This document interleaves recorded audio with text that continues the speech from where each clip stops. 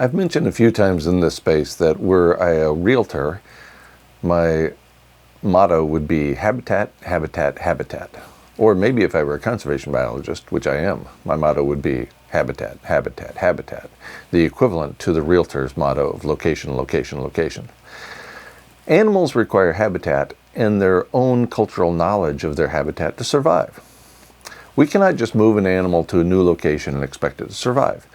If there is no habitat, then there is no means of survival for that animal. If there is a habitat for that organism in its new location, then the habitat is almost certainly occupied by other members of the same species. That makes it challenging to move animals around. Humans are animals too. You can't just drop us naked and alone in a forest and expect us to survive, despite what reality shows portray.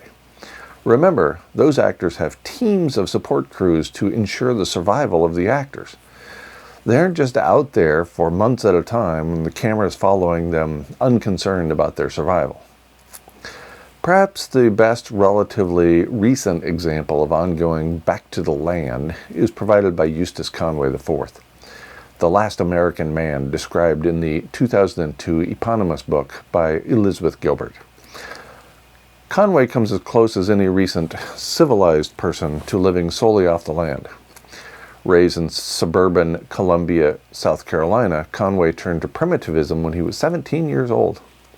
Apparently unaware of the aerosol masking effect, Conway encourages a lifestyle that, if pursued by the masses, would rapidly lead to loss of habitat for all life on Earth.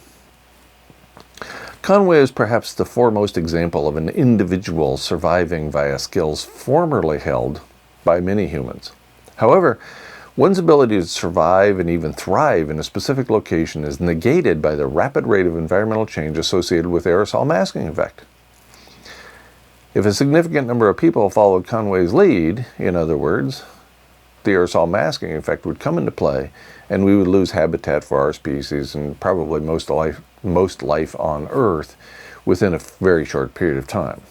According to the godfather of climate science, James Hansen, the aerosols fall out within 5 days.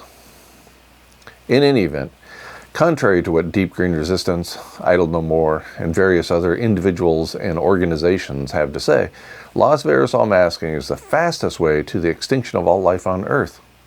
If that's what you want, then Deep Green Resistance and its figurehead are your go-to sources. At the edge of extinction, only love remains.